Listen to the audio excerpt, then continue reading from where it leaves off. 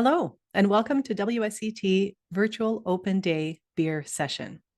WSET is the world's leading provider of qualifications and courses in beer, wine, spirits, and sake. WSET has over 50 years experience in designing and delivering education to help both professionals and consumer enthusiasts learn more about beer, wine, spirits, and sake. You can take WSET qualifications in over 70 countries through a network of more than 800 course providers. If you're interested in finding out more about embarking on the WSET journey, visit wsetglobal.com to find your nearest provider. My name is Mirella. I'm going to introduce myself in a moment. I'm here to tell you about our beer awards. I'm then going to take you behind the label, so to speak, looking at the IPA beer style. I hope everyone has one handy. I brought one. It's the Pig IPA, which is a locally brewed West Coast style IPA right here in Toronto. Just going to give that a little pour. Oops.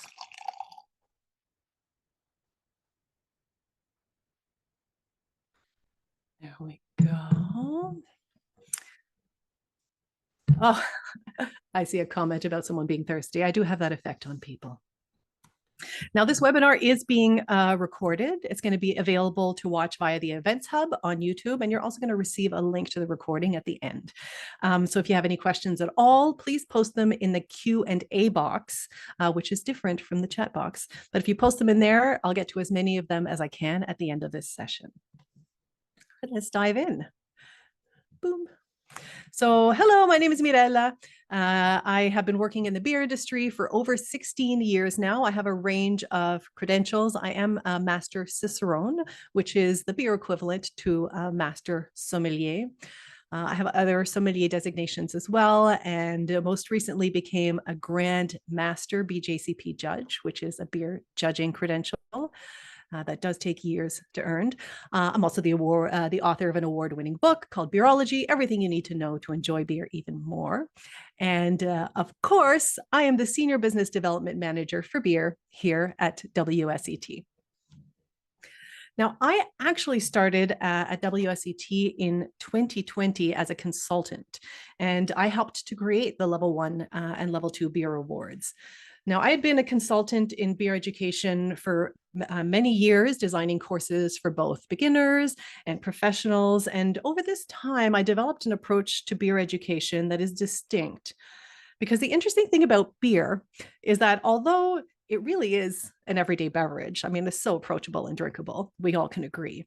Once you start studying it, it gets very technical, very fast. Now, that's fine for those of us who want to work in beer, but it can really result in a steep learning curve for drinkers who are just looking to empower themselves and to make better choices when they're selecting their beer. So through my work, I developed this approach that focuses on what is in the glass, or as WSET would say, what's behind the label. And so when WSET approached me about helping out with these beer awards, we found that we're very much on the same page. So we combined our backgrounds and experiences to create these courses, which I feel are a great addition to the beer education landscape and a great addition to the drinks education landscape. Oh, wow. It's so fun to see where everyone is from. I don't usually have the chat up when I'm presenting. Love to see fellow Torontonians, Bangkok, England. Oh, amazing. Now, back to my presentation. So I got distracted for a second there. Now, I am confident that these Level 1 and Level 2 WSET Beer Awards are going to invite more people to better appreciate and enjoy beer, starting with very basic but useful knowledge and then building from there. And of course, with a focus on tasting through our SAT, which is our systematic approach to tasting. I also believe these awards couldn't have come at a better time. They just were launched last year, and consumers are becoming increasingly knowledgeable and discerning, and they are faced with an ever-growing beer selection. It never ends. There's new styles emerging every day, it feels like. So for those who are in service, being able to speak intelligently and explain beer, navigate a selection confidently, these are key to a positive and empowering environment for both the customer and, to be honest, the staff, right? And having an understanding of what's in the glass and how to describe the flavors you like and understand which beers have those particular flavors is empowering to anyone who works with or just enjoys drinking beer.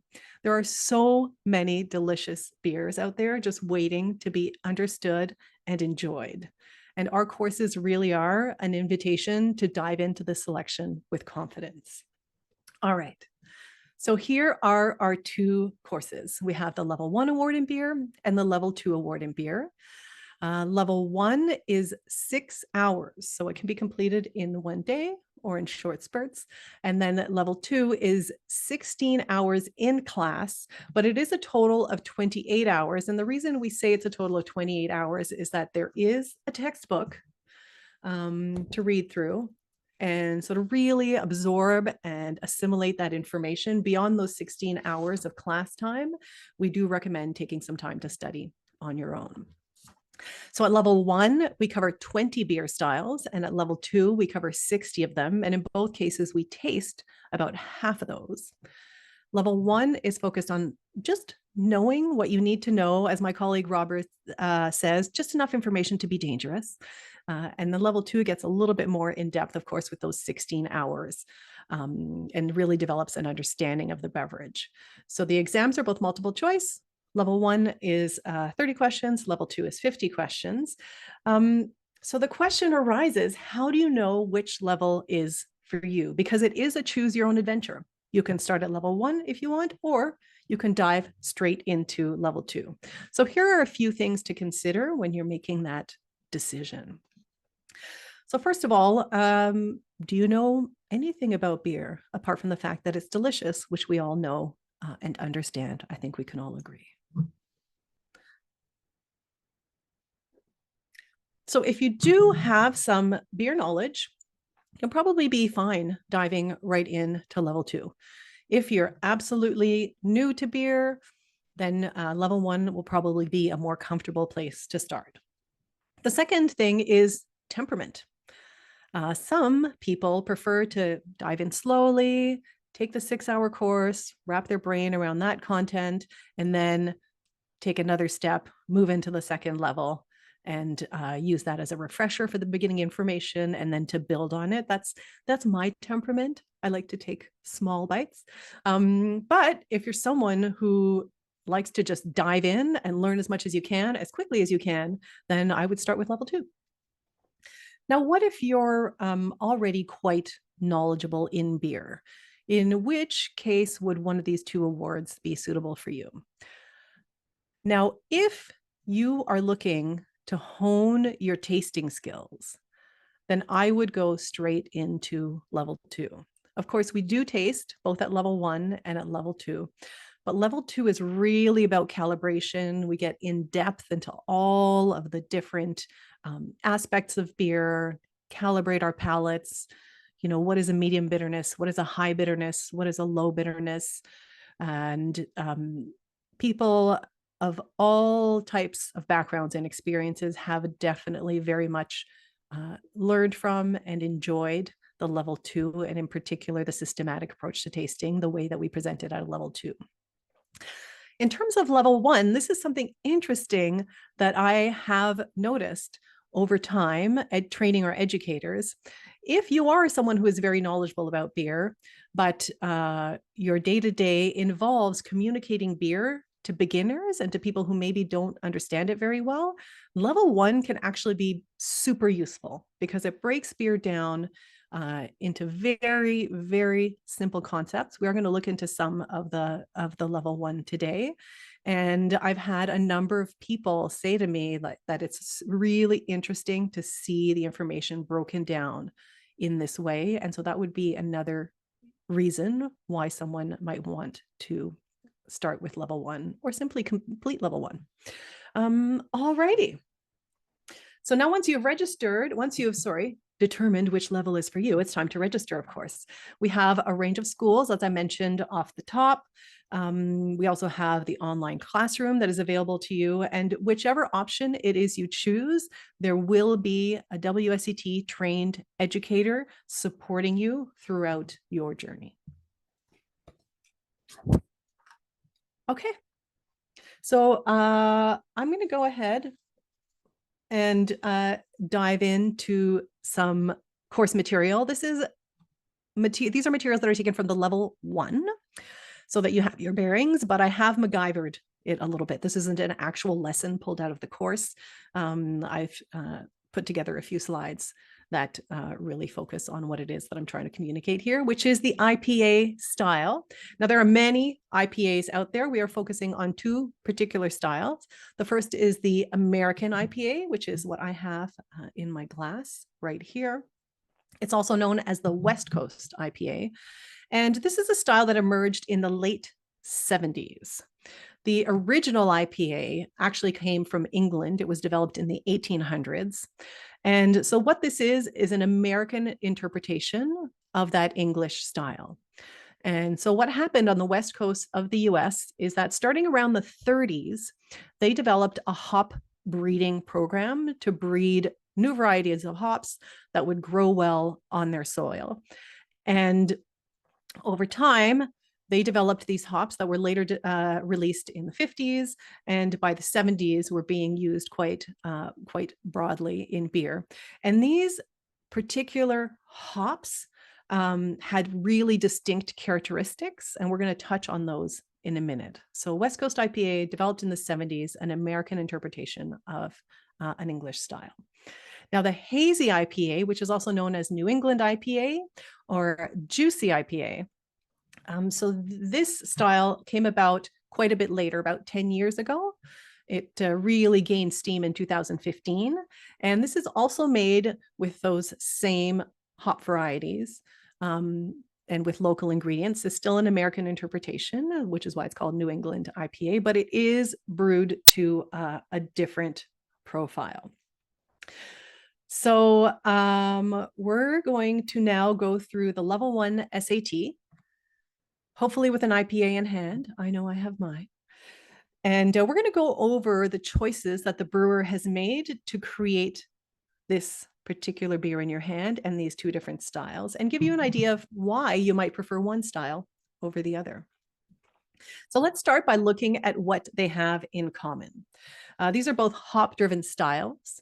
They are both brewed with American, New Zealand, or Australian hops, and we'll touch on that a bit more later. With that in mind, let's now take a look at the differences. So first things first, the hazy IPA is hazy. The American style IPA can have a slight haze. I'm looking at mine, and yes, it does have just the slightest of haze. I don't know if you can see it there. But the hazy IPA is distinctly hazy. Secondly, there is a bit of a color variation there. So both styles, as you can see, can be gold in color, but the American IPA can tip into amber, which is more of an orange hue, whereas the hazy does stay in the gold spectrum at straw to gold. Looking at aromas, you can see there are similar hop aromas with the citrus fruit, stone fruit, tropical fruit, and similar yeast aromas. The malt aromas can be similar with subtle breadcrumb or water cracker notes, but the American style can also have toasted bread, digestive biscuit, graham cracker, or even caramel aromas. Finally, another big difference between these 2 styles is the level of bitterness. So the American IPA has a high level of bitterness, whereas the hazy has a low to medium level of bitterness. So these are all of the things that we're going to go ahead and explore today. Let's dive into the SAT. So this is the level 1 systematic approach to tasting. And we're going to start where we always start, which is with the appearance. And the first question right away, we know there's going to be a difference there is the beer clear, hazy, or opaque? And we know that the American style tends to be clear and the hazy is hazy. I wonder how many times I'm going to say that today. The hazy is hazy. Okay, I'm going to go ahead now. I hope everyone is by their chat. I'm going to do a little bit of what WSET calls some active learning. I'm going to ask some questions. We're talking about clarity here, and we have a clear beer on top and a hazy beer on the bottom. I'm going to guess there's a number of beverage professionals in the group. So the question is, if a beverage is cloudy, which step of production has been skipped? Who wants to answer that for me in the chat? Immediately, everyone knows. Filtration, filtration, filtration. Ooh, someone went to fining. Fancy. But yes, what I was looking for there is the filtration. Getting a bit more beer specific here, what has been filtered out if we are filtering that beer?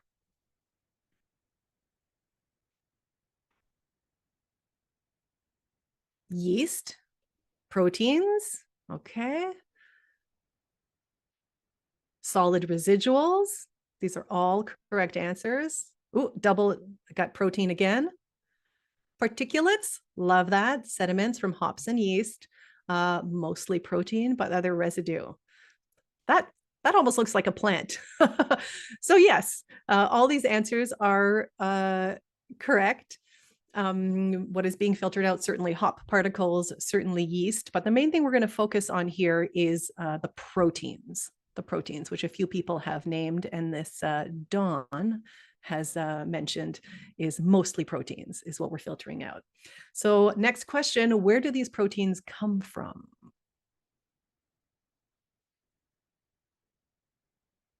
Oh, I'm seeing some hesitation. Ah, all right. Someone said malt. Everyone else is hesitating. Okay. All right.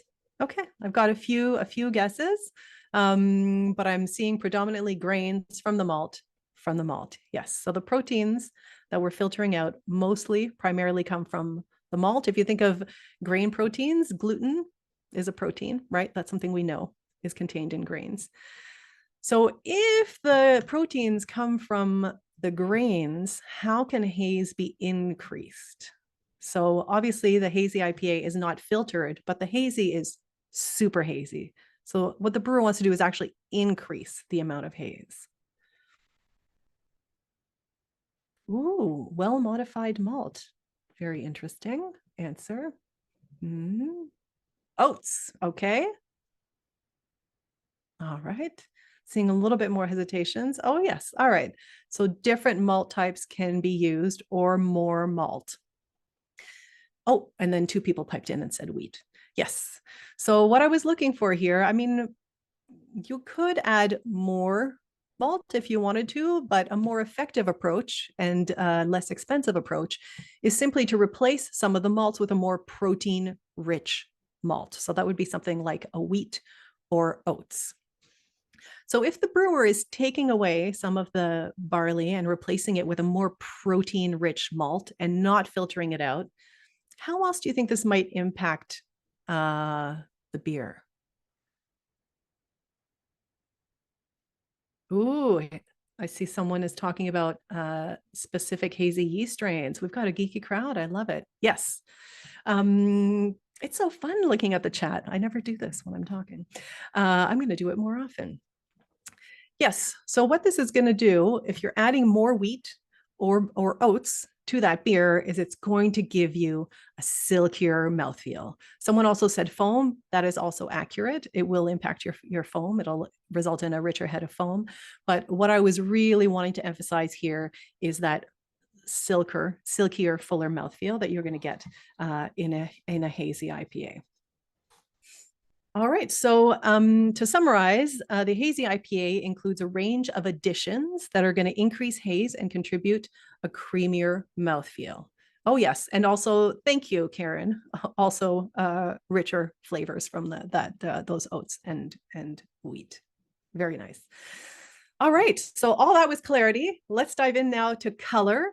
And we know that the hazy can be straw or gold in color, and the American style is gold, or it can tip into amber. Let me look at mine. Mine is tipping into amber here. It's distinctly orange. I don't know if you can tell. I don't have the best background for assessing color here. It's a bit dark. Okay, back to our active learning. So here's, I think in this crowd, this is going to be a pretty easy one. What are the 4 main ingredients in beer?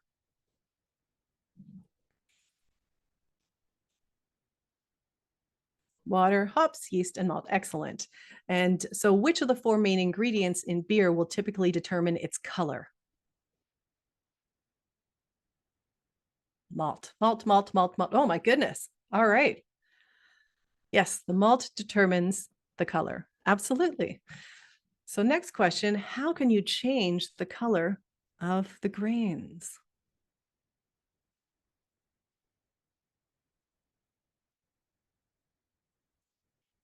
I see toast them, question mark. Yes, absolutely. Absolutely. So just like you can take a piece of bread and you can cook it to get a more intense color, you can take grains and cook them to get a more intense color. Oh, got people talking about malting, talking about indirect heat. Oh, very geeky crowd. You're my people. All right. So what you need to know is that the majority of the grains that are used in brewing are malted. Now, the malting process involves 3 steps, which we do cover at level 1, but what we're going to focus on today is the 3rd step, which is kilning. Does anyone here know what a kiln is? Does anyone do any pottery? Yes. Thank you, Sean. A kiln is essentially a type of oven.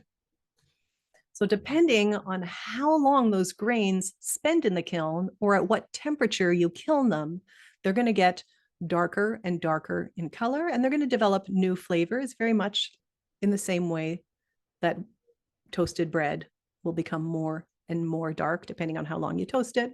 That was not proper English, darker and darker, and can develop additional aromas. So here we are. At level 1, we talk about 2 different types of malts, base malts and specialty malts. Now, base malts are heated to a low temperature in the kiln, so they stay nice and pale in color. And this is the majority of the malt that a brewer is going to use. So if base malts are used on their own, they're going to give beer a straw or gold color. So immediately, we should be thinking about that hazy IPA, right? That could be straw or gold. And if a beer is brewed with base malt only, those base malts are going to give us aromas of water cracker, bread dough, bread crumb, which is the white part of the bread, the opposite of the crust, not to be confused with bread crumbs, which are a completely different thing, or a light honey aroma. Moving on to specialty malts. So specialty malts are used in small amounts in combination with the base malts to give aroma and color to the beer.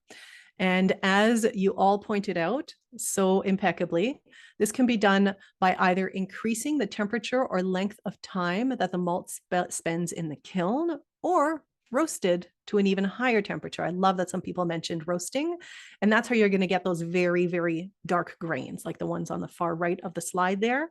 They're roasted very much like a coffee, and they're going to give you that darker color and the coffee-like aromas.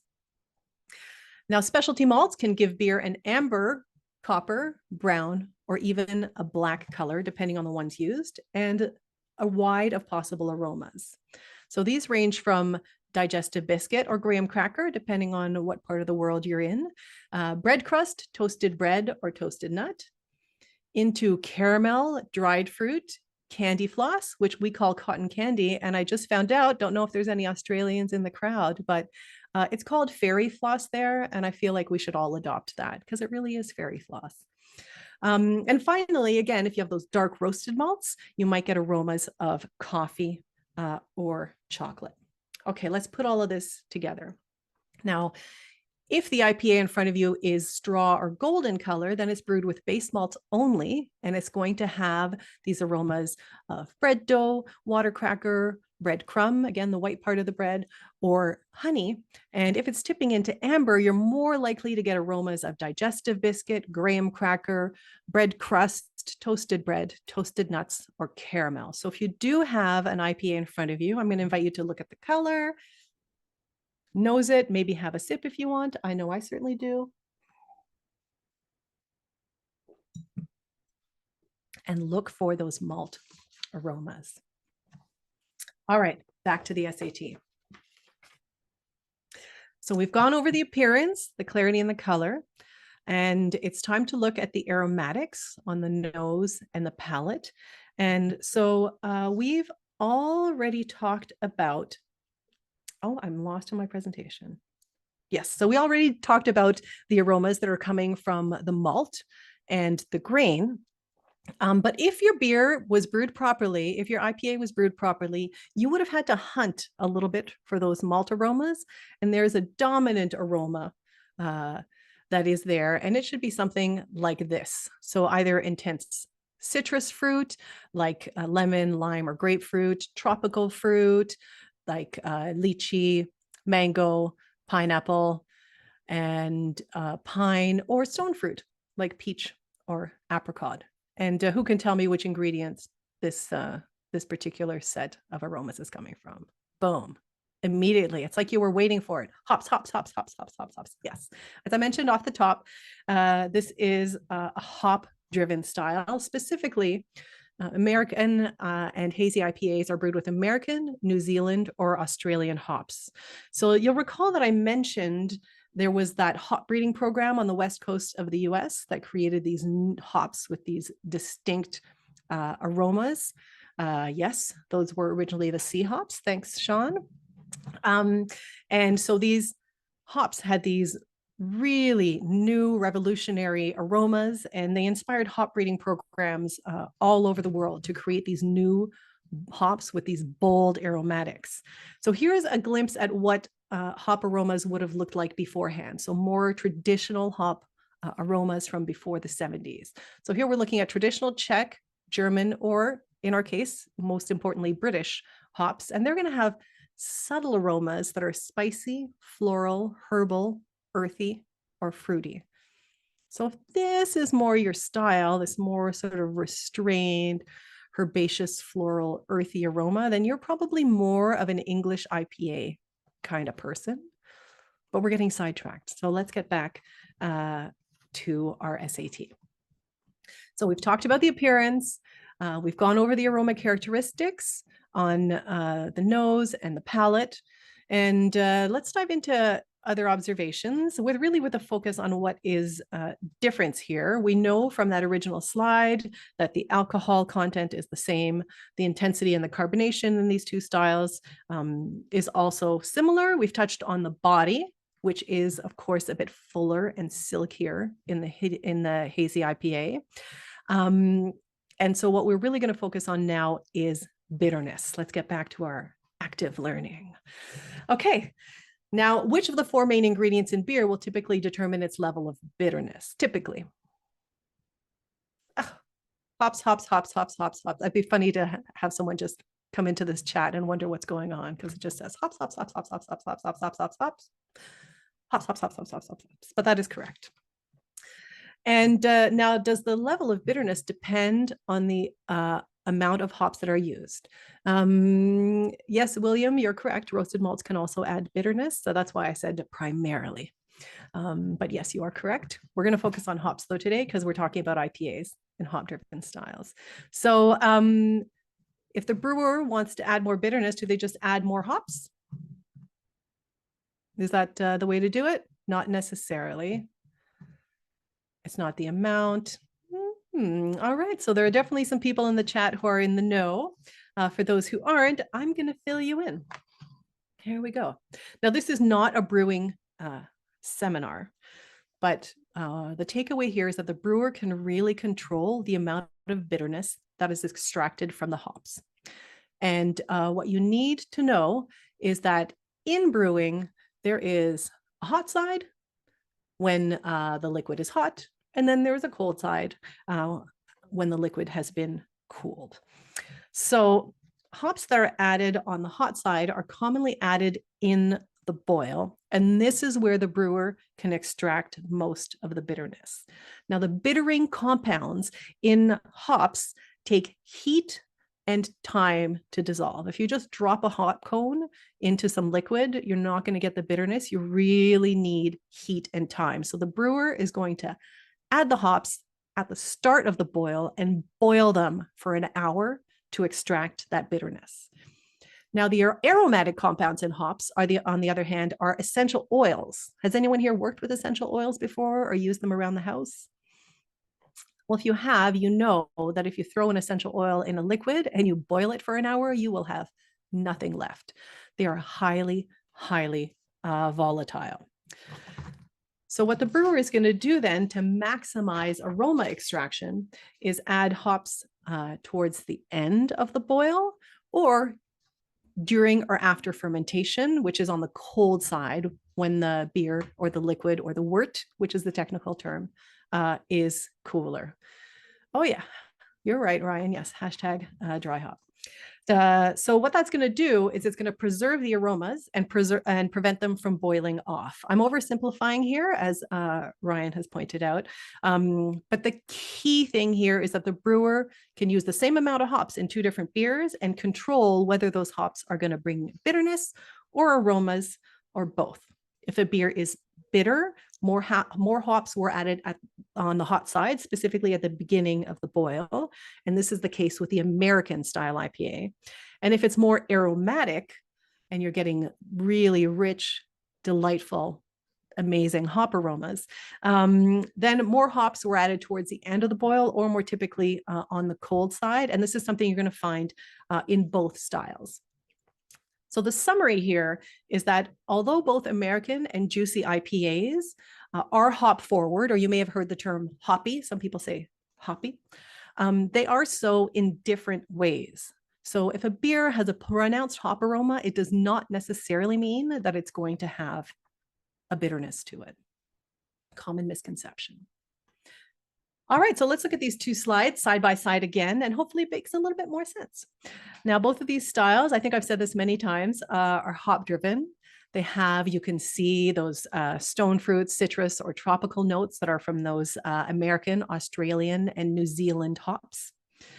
The hazy is hazy. There you go. I've said it again. It's got those protein-rich grains and other ingredients that are going to give it a silkier, fuller mouthfeel.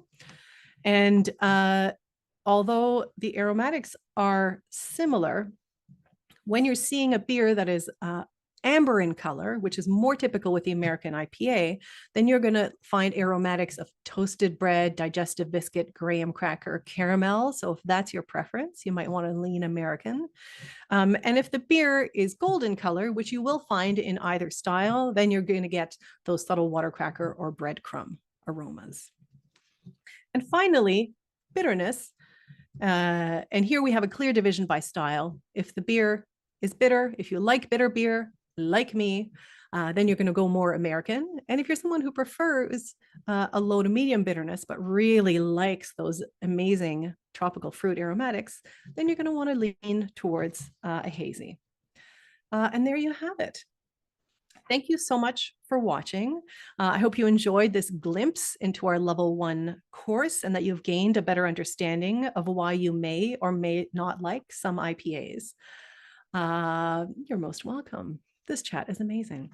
Thank you again for your time. I'm always available if you have questions. I can be reached at mamato@wsetglobal.com. And I'm going to pop over to the Q&A box and see if there are any questions there. Oh, thanks, everyone. Oh, I'm glad you found it interesting. That was the goal. Okay, let's see.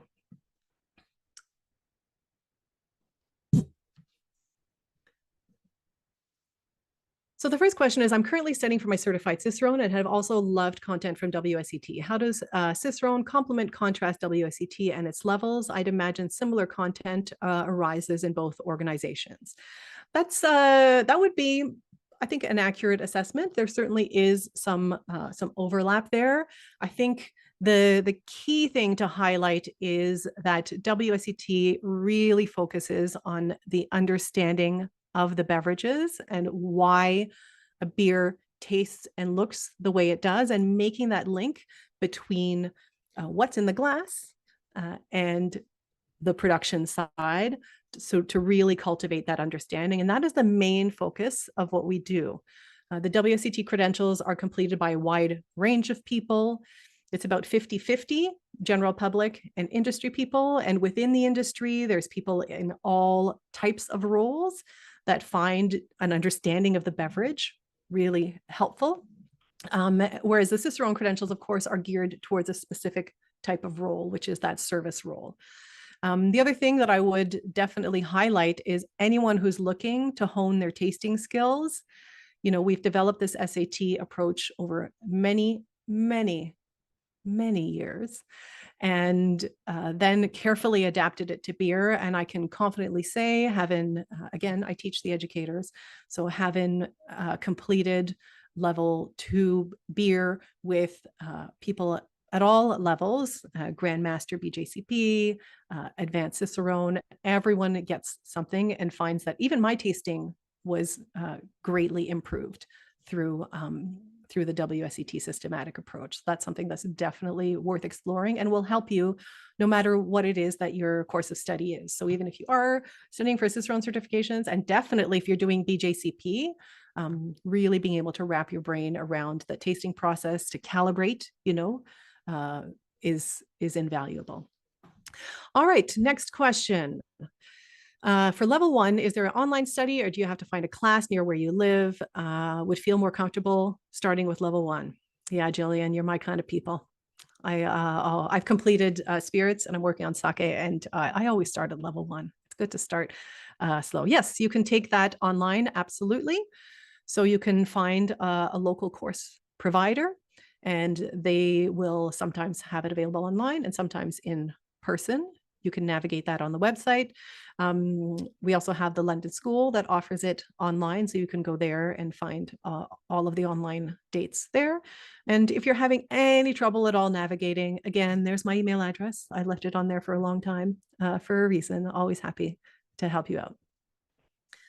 Hi, Mirella, will you publish your book in English? Alessio, are you talking about beerology, or are you talking about the WSET course books? Both of them are available in English. The WSET course books are only in English for the time being. My book, Beerology, was written in English. I also contributed to writing it in French, and it's available in German. So hopefully that answers your question. If not, the Q&A box is still there. Are base malts ever marinated in a natural flavor, i.e. lemon or other liquids, before being roasted to add new flavor elements? Ooh, that sounds exciting. So I have not heard of brewers marinating the base malts in aromas, but I do know a fine woman in the US who is infusing malts with aromas. I think she's made like a cinnamon malt and a few other sort of hybrid malts where she's adding the aroma, infusing it right into the malt. I would imagine that marinating the malt with the liquid, it could cause some problems in the brewing process later on, but she has developed these malts, and there are some brewers who are using it, and that's really fun, but that's a fairly recent development the past couple of years. Edwin, when will the courses be available in Puerto Rico? That's a good question. As soon as we have a school that wants to offer them, I would say, but you're always able to take the courses online. And that's really why WSET created the online option. It was very important for us, for people to be able to access our courses from wherever they are.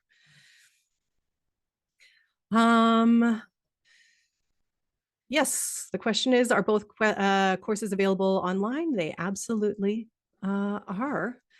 And in the courses 1 and 2, are beer samples included and shipped to participants? Yes, that is something that the company is working on in general across all of our beverages. Unfortunately, with shipping, there are laws that, depending on where you are, prevent or make it incredibly difficult. I just had a very fine brewery attempt to ship some delicious beers to me. It was a brewery in the US, and they did nope, did not make it, blocked at customs. So all that to say, if you want the samples included, then you would want to do it in person. When we do the online course, we have recommended samples that you can pick up. And then you can also contact your educator, because even our online courses, this is important, there's an educator involved. So you're not just doing it on your own time, left to figure it out on your own. We have an educator involved, and they can point you to examples in your area that are suitable and help you make the selection of those beers, because the tasting piece is super important. And then with the online, you can submit your tasting notes and the educator will provide feedback on your tasting notes. So all that to say, we would love to, and certain schools are able to ship locally. So that's something you might want to keep an eye out for. To the best of my knowledge, no one is doing that for beer yet. But boy, would I love for that to happen. Okay, so sorry, we're at time. I need to wrap up the presentation. I promised I'd be done at 11:40 and it's exactly 11:40. So if you have any other questions, again, my email address is right there. Feel free to contact me. Thanks again, everyone. We do have a giveaway that you can participate in to win a level 1 WSET course. So to register, all you have to do is scan this QR code and you'll also get more details there on how to enter. I'll just give you a moment to scan that.